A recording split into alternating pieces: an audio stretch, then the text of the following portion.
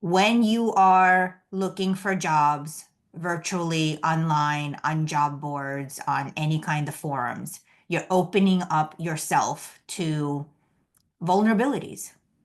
One of the first things that I tell people is remove your address because someone can get your resume and rob you.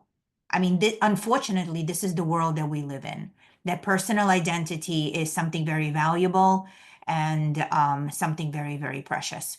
So when I start working with job seekers, they usually come to me with all kinds of crazy stories of how they've been duped, how they interviewed two, three times, and then the client went silent, how they even started a job, and then a week later, the HR manager would tell them, I'm sorry, we lost budget and we have to let you go. I mean, how horrible would that be if you resigned from a job to take something, or if you took yourself off the market to take something and this happened to you? So, how do we become educated consumers when we're looking for the most important thing in our life, our career, the job that allows us to support our families and ourselves, a place where we spend most of our hours, whether virtually or in an office? We have to protect our professional life as much as possible. And in order to do that very well, we need to know what we're looking for. Most people, when they start job seeking, they're like, oh, I'll look at this, I'll look at this, I'll look at this. There's desperation. It's like in dating, people will date anybody. Why don't you just establish your standards on what you're looking for and then just be focused on that? And don't think you're gonna find that on online. You're gonna find that doing something that you love in church, in synagogue, doing charity work, doing community gardening. So knowing all these things from our everyday life, we all know that in order to find something that we're passionate about and something that where we could show up authentically, we first need to know what we're looking for. If you don't know what you're looking for, you're never going to find it. So I've put together something for us this afternoon. It's a very high level um, mini presentation about a system that I devised after being in executive recruiting for 17 years. My system is called PLAN. It's a misspelling of the English word plan because I cannot trademark the word plan. My plan is spelled with a double A in it. And I went a step further and I called my methodology Plan A because if I'm your career coach, you never need a plan B. You're always going to land your dream job. You don't need to go to the boards. You don't need to talk to those crazy recruiters. Not all recruiters are crazy. There are some good ones, but there's been a demise in that industry and it's horrible. So let's take a look at the Michael is clapping. Thank you, Michael. Um, let's take a look at how we can gain career clarity even before we set out on that job search. Anshuma had a brilliant vision when she said, we need to put the right address into the GPS. That was wonderful. Thank you, Anshuma. We do need to put the right address into the GPS. If we don't know what we're looking for, we're going to talk to every single person that's going to reach out to us, every single email, every single recruiter. We're going to be on a roller coaster. Oh, let me apply quickly. We're going to start ignoring our families because we're just going to be in the state of constant inflammation and agitation to find a job. So let's reset. Let me give you a framework that will help you understand what you're looking for. It's called Plan A. You're going to get quite a few resources from me later after this webinar, which will help you with this. But let me just walk you through the steps because this is something very new to many of you. So once again, we need to know what we're looking for before we set out on a job hunt. Okay. Very often to my clients, I always tell them to our first session, bring me a few dream jobs. You want to be a CEO of a company? Bring me their dream job description. We need to understand where we want to go before we even start, because a lot of people will add a lot of chatter around you if you're not clear on your vision. So you will get the Plan A guide. Let me just break down what Plan A stands for.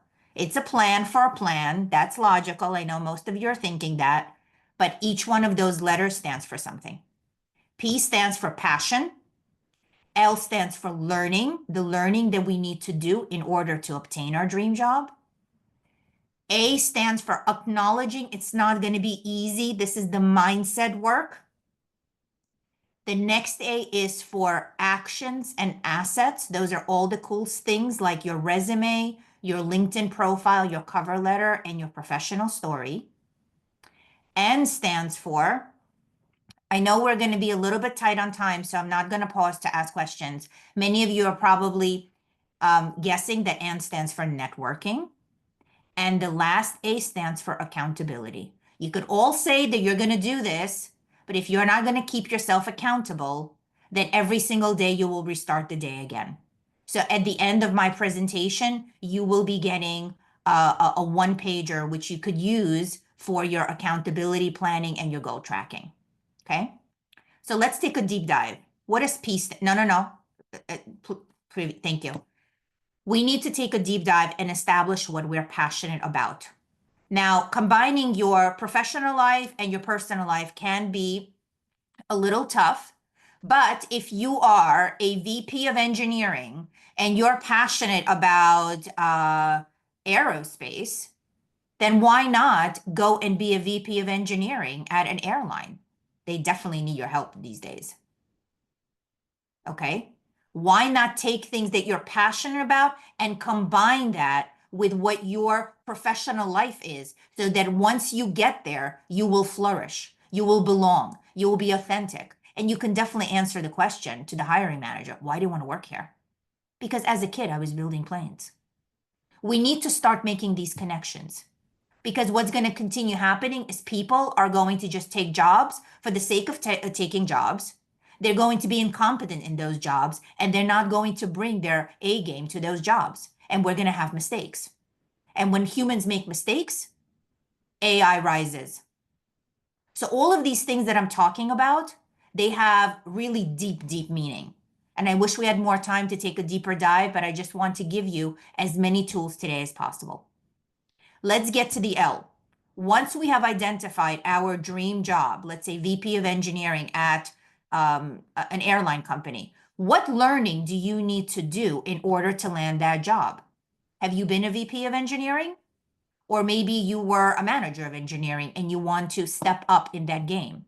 What certification can you keep your eye on right now? There are plenty of free certifications out there today. Many of my clients come to me with these amazing certifications that they took.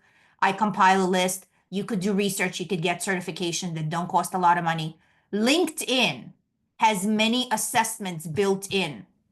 Go and take those assessments. They're amazing. They will help you show up on legit recruiter searches, okay? Most importantly, many of the things that I'm going to be talking about today are innovative. You're getting 25 years in recruiting jam-packed into an hour, okay? But in order for a lot of these things to land well, you need to open up your mind. Most adults need to unlearn things first before they start learning things again. So I hope that that is something that you could just think about as I continue with my presentation. Next slide, please.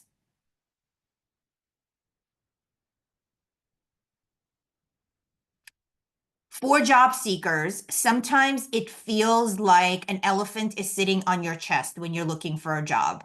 When you think that you're going to get that offer and it goes to an internal candidate. I mean, the stories just go on and on and on. But like Albert Einstein said, in the middle of difficulty lies opportunity. Acknowledge that in order to land your dream job, you will need to leave your comfort zone. You will need to adjust your mindset, because nobody gets lucky. As I like to say, easy come, easy go. If you step into that incredible role that you got because a recruiter called you and everything worked out well, it's usually a scam, like Roman said. You need to do the due diligence. You need to go through the difficulties. You really need to peel the layers of the onion and go deep and ask them questions as they're interviewing you to make sure that if you go into this role, you're going to be successful and you're not making a mistake. So a job search is difficult. It feels difficult. To most people, it's very scary. It doesn't need to be very scary if you have the tools. Some of the tools I'll be sharing with you today, but it does feel heavy. So my job today is to just lighten that up. Next slide, please. This is my favorite quote of all time. If you want to walk fast, if you want to go fast, you walk alone. If you want to go far, you walk with people. Now, why am I saying this quote? It's from a very famous book called The Boy Who Harnessed the Wind. It was a movie. It's a phenomenal story. But what this quote shows is that in order for us to get ahead in our job search and our careers, we need other people. For those of you who think, oh, I don't need anybody. Oh, I got this covered. I'm going to go on job boards. I'm going to find my dream job. It's worked like that for me in the past. I got called for this job and I landed at Amazon. Well, you know what? Things happen, but that's not the norm. So my expertise comes, how do you create your own job? How do you get it from outside of the recruiting world, which is a rat race, and the job boards, which is filled with scams, as Roman said? How do we do that? Jobs on boards. I've been doing this for a long time. I remember when Monster first came out. It was like, ooh, oh my God, it's a job board. Most jobs on the boards are crumbs that other people don't want. They already went through their internal network. They already went through their employee referrals. They already went from their database and they cannot find anybody. So they just throw it on the board. Those jobs may not even be real. They may just want to be populating their ATS. For those of you who don't know, it's an applicant tracking system. It's basically a database. Recruiters want your information. Companies want your information. Everybody wants your information. So the best thing is don't even go there. Let's go to our network. This is the most precious thing that you have. And if you don't have a big network, no problem. I could show you how to activate your network. I could show you how to get a new network. Everything is network. So when I talk about network, I talk about 3 groups of people. People you know, people you don't know, and people you should know and need to know. And those people are the people that have the hidden jobs. Your next door neighbor can potentially have gone to Harvard with a CIO of a company that just had a VP of engineering get hit by a bus. And there you are talking to him and he's going to make that referral. You think you're going to get that job on a job board? Something for us to think about. Okay, next slide, please.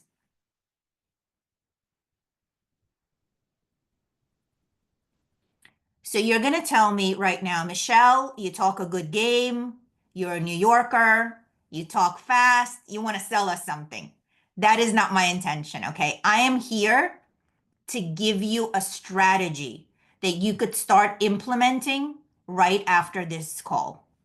You could re-listen to this recording and really pick up these nuggets. And obviously, you're going to get a lot of resources and some incentives from me, which we'll see at the end of the webinar. So let's talk about the strategy. In order to find that dream job, we need to know what we're looking for. So you need to identify what your dream job is, or identify 2 or 3. Okay. The idea is not to rewrite your resume to meet that dream job right away. The idea is not to rewrite your resume at all. I know people that are constantly rewriting resumes. The only thing that you should be rewriting on your resume is the objective. And you're getting a free resume template later, which you will see how I do my resumes. The objective is supposed to jive with the title that you're applying for or that you're interviewing for. But you are not to be rewriting your resume. Your resume has to be connected to your dream job, and it has to be reverse engineered from your dream job. A resume is not a chronological order of everything that you have done since high school. Okay? Rewriting resumes, applying online, talking to recruiters, all of that causes a lot of stress. People fall sick. People don't know how they're going to get out of this rat race. It is just a horrible thing to be part of. So my recommendation is don't do it. And then you won't be scammed, like Roman says. If you identify your dream job and focus on the objective, you will start exploring opportunities in industries and in companies that you're interested in. You will stop second guessing yourself. Next slide, please. So I mentioned reverse engineering. This is what I have developed over years in being an executive search, over years of being a career coach. You need to reverse engineer your career and everything you have done in your career to fit your dream job. I have a client now who is a VP of marketing at a big a car manufacturer, and she's looking for another role. And she also has a franchise business that she has run successfully for the past 7 years. She was completely over the moon when I pointed out to her that she must include her own business on her resume for one reason and one reason only, that she is a VP of marketing. She's running a business. She knows how to time manage. She's entrepreneurial. She knows what it is to run a small business. She knows what it is to manage the finances of the small business. These are all incredible tools that she could bring to, let's say, a recently acquired startup by a big parent company. Because we reverse engineered her resume and put in this business that she's been running, she has now opened up her opportunities by 4x, 5x.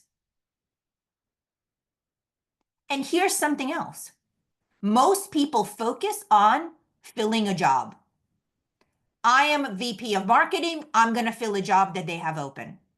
That is the wrong approach. That is the wrong mindset. You need, as a job seeker, you need to focus on solving a problem. What does it cost an organization to not have a VP of marketing that knows AI? Somebody in the room that I'm referring to that knows AI, knows how to combine marketing and latest AI to give a company 100x of what their investment is. So when you network with people and you talk to people, you focus on the problem you're going to solve, not the job you're going to fill, which already shows you that a recruiter is not the right person to talk to. Okay, you're not going to talk to the manager of McDonald's about a Michelin star meal. When we are reverse engineering your resume, we need to focus on all of the experience that you have had that is directly connected to the role. And guess what? If you need to avoid certain things on your resume and not include a lot of it, go ahead. You're not going to get arrested. If a pesty recruiter gets on the phone with you and says, oh, these dates are out of order, hang up right away. I actually have a framework, which if people want it, you could contact me on LinkedIn. I'll get it. I have a framework called Jewel, Jewel, which tells you exactly how to talk to recruiters. If they pass the Jewel system, you can talk to them. And if they don't, goodbye, block them. When you talk to people in your network, people that you meet at a Starbucks, anybody, you need to have a clear bio. I call it the 3 chapters. I'll explain in a minute. Or many of you may call it an elevator pitch.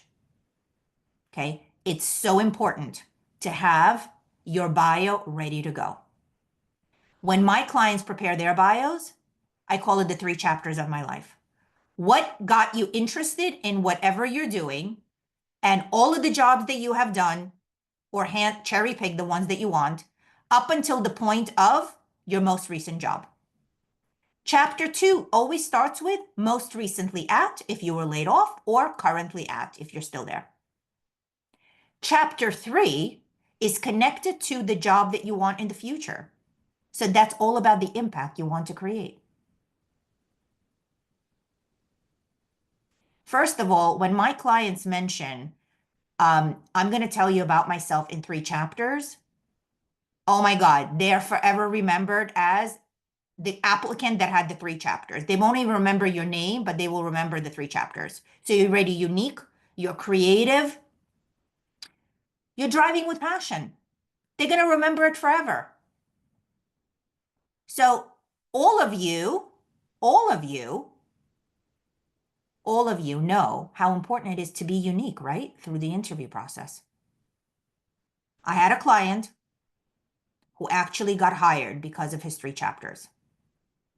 He was a very stern German gentleman, and he never thought that that was the reason why he got the job until a year later at a company retreat, the chairman of the board came up to him and said, Martin, you know why we hired you? Because of the 3 chapters.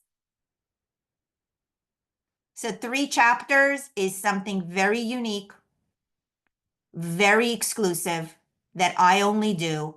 And it was designed to keep yourself above the competition and to be human during the interview process. Because when my clients get asked at interviews, tell me about yourself. Oh my God, you get everything and the blood test. So it's important to rehearse it, write it out, make sure it's authentic, include a little bit of your personality in there, and be real. At the end of the day, clients want to hire people that they like. Okay, so this 3 chapters is a huge game changer. And like I mentioned, your 3rd chapter has to be about the impact you want to create in the business that you're in. Next slide, please. Mindset. We already had a brilliant mini coaching session by Anshuma about mindset. She spoke about affirmations. Let me just add a little bit to that. That's career oriented. Writing out 50 affirmations of why you do what you do very well and looking at it before an interview or a networking call is a very important tip. 50 affirmations, why you're awesome, why you did what you did, why you're the first person that has a college degree in your family, why you, at the age of 29, made already 100K, things like that, okay? Because when you're feeling good about yourself, you can't suck. This is logic, okay? I go even a little bit further. Maybe we can put in the chat what the 3 chapters are about just to anchor it. Build stars. Stars are situation, task, action steps, and results, ROI. Go back in your career. If you're working right now, go into your current role, identify some stars that you could bring out during an interview or networking call as evidence. Focus on my formula, the 3 C's, the 2 T's, and 1 L. They stand for these 6 adjectives. These are not adjectives I picked out of Webster's dictionary. This is in March of 2020, when the world was crumbling. Michelle chose not to listen to the news, but she went and audited 2,000 executive jobs and picked out 6 common denominators that are necessary because people started talking about transferable skills. Here's my formula, 3 C's, 2 T's, 1 L. Put it in your phone. You'll always remember these 6 adjectives. Take these 6 adjectives and build your stars. Tell me, how did you show your creativity through a situation that you just faced at work? What was the task you needed to do? What was the action steps that you took and what was the ROI to the company? Have these 6 adjectives that you can start building your stars on. Okay, next slide, please.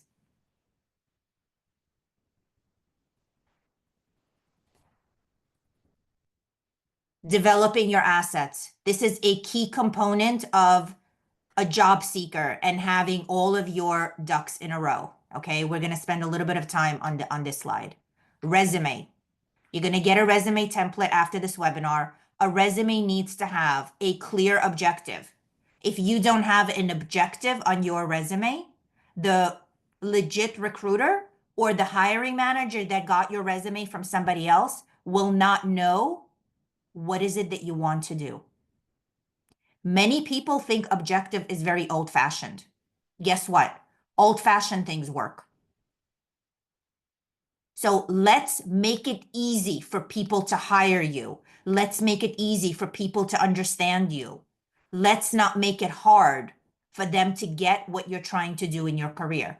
Put an objective on there. You're not going to get arrested if you have an objective.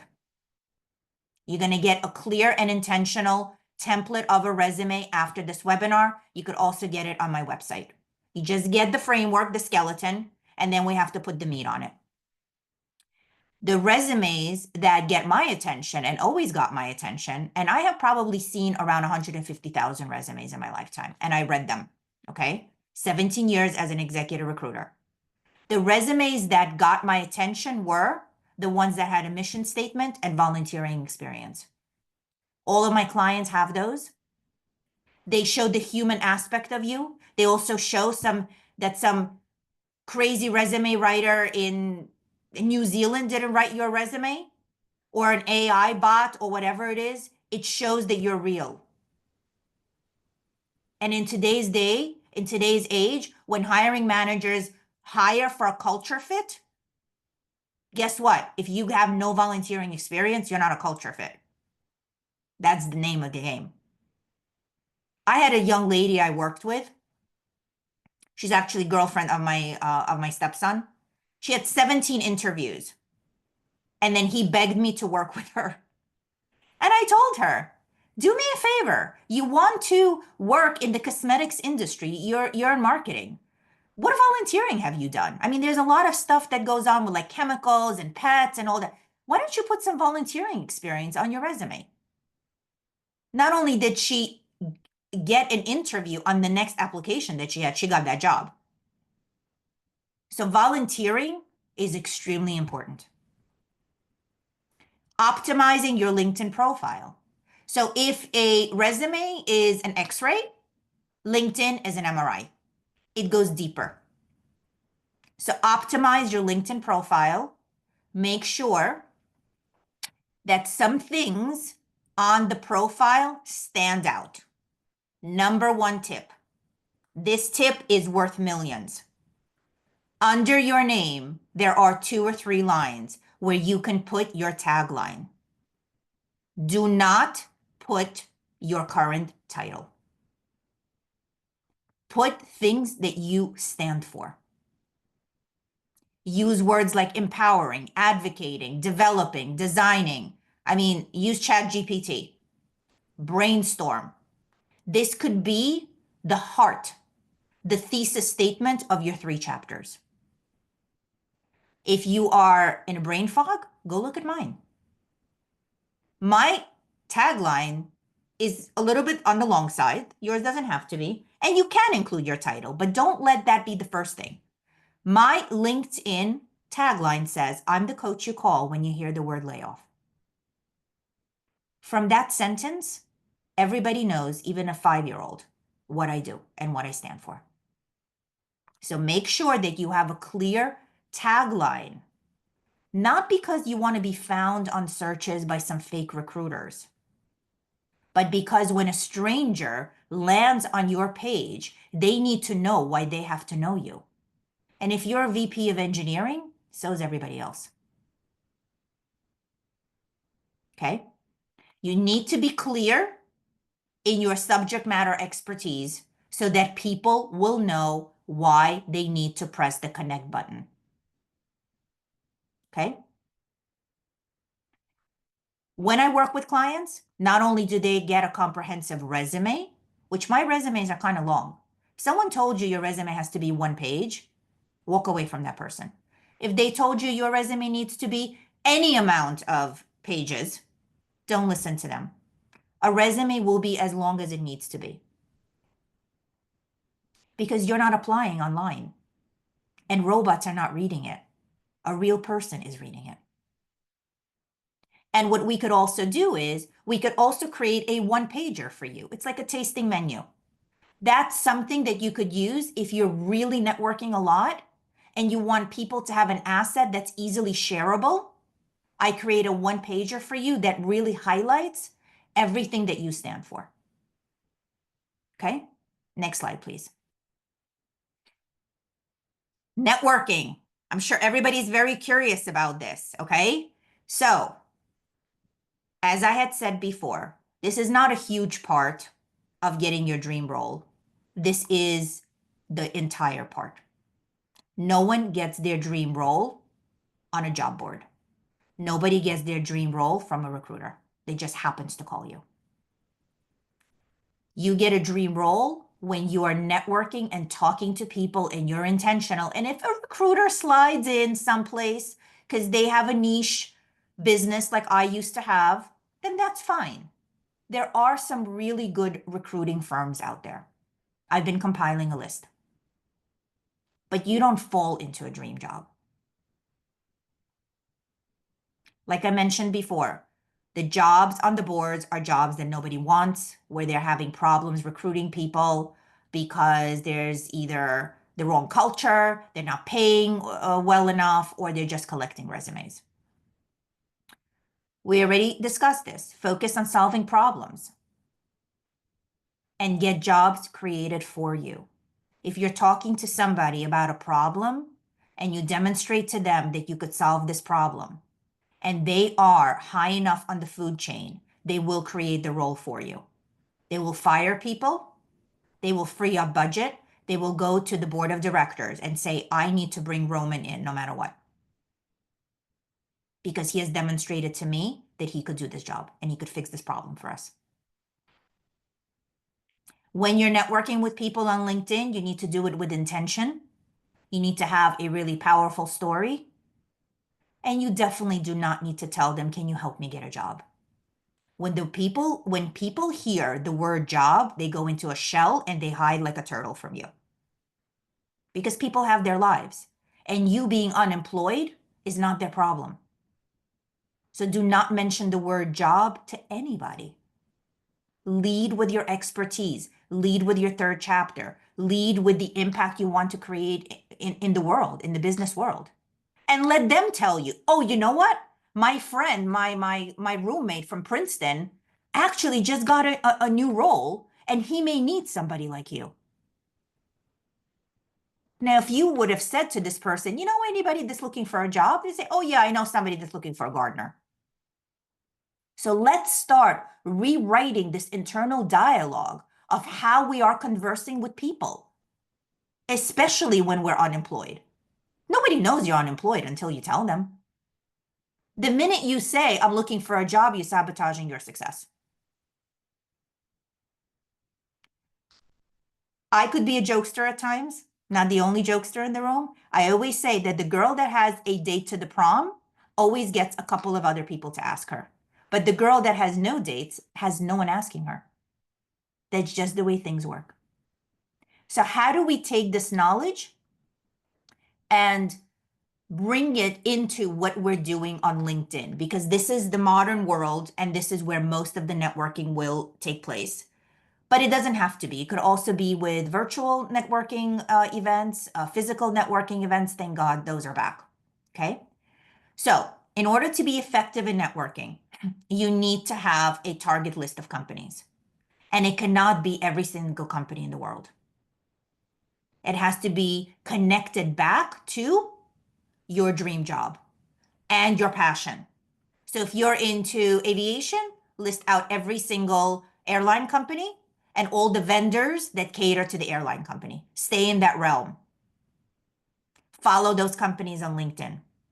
Sort your contact. See who is there. And consistently reach out to people at those companies. Go from top down or from bottom up. Build your connection list in those companies because you need to know about them and they need to know about you.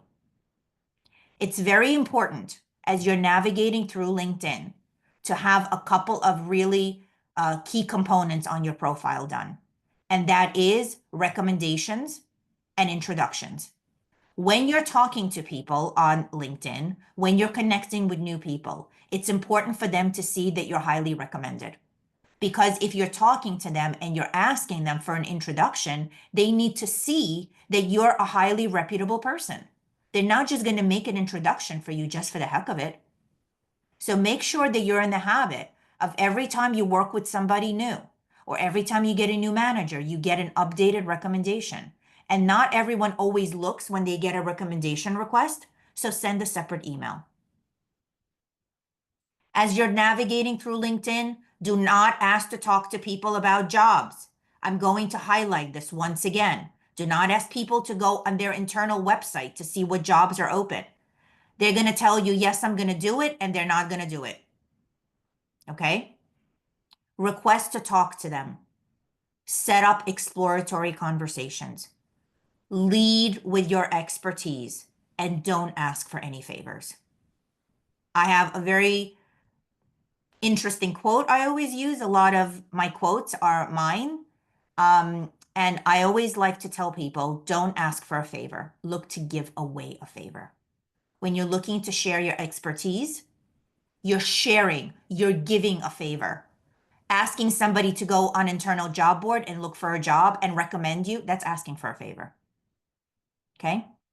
And Shuma's asking that a lot of people are adding the open to work frame on LinkedIn. Should they stop doing that? Absolutely.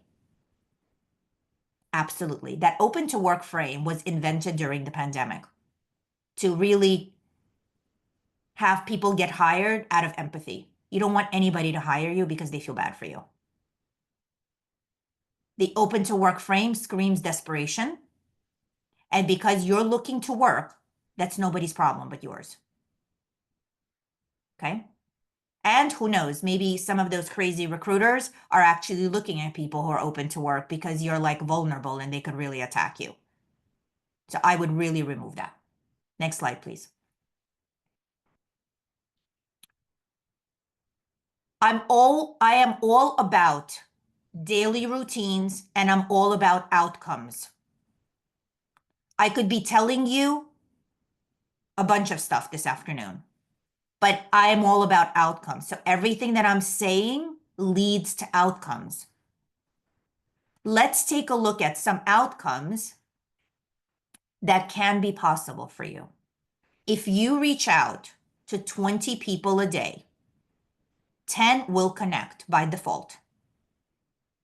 Out of those 10, if you message them with intention, 1 will agree to talk to you.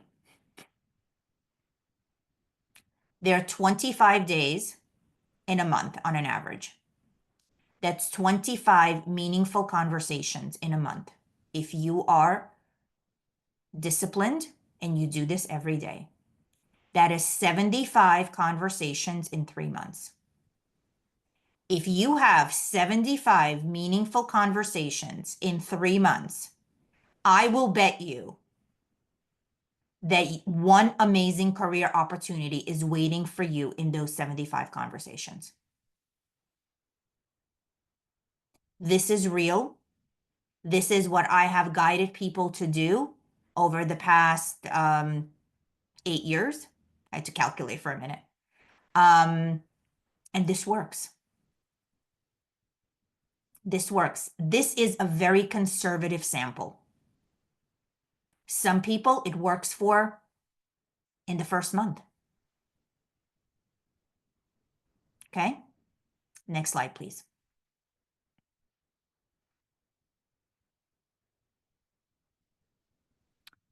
So we could be talking about this for 24 hours a day. You could get the best possible strategy there is, all the tips, all the secrets, all the worksheets, all the templates, handbooks, ebooks, whatever. If you're not accountable to yourself, if you know you can't be accountable to yourself, get an accountability partner, get a coach. Don't work with people who are loved ones and friends because they will not be able to tell you the truth.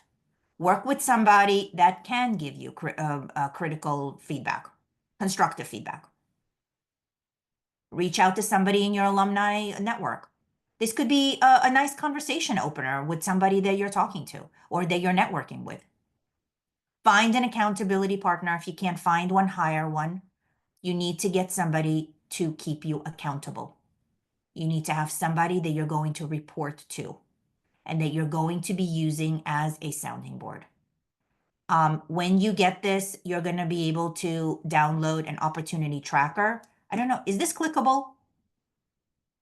No, it's not, but we're including a link that is. Fantastic. Okay. So you're going to get a one-page accountability tracker that you could use for tracking your goals, tracking your career opportunities, and so forth.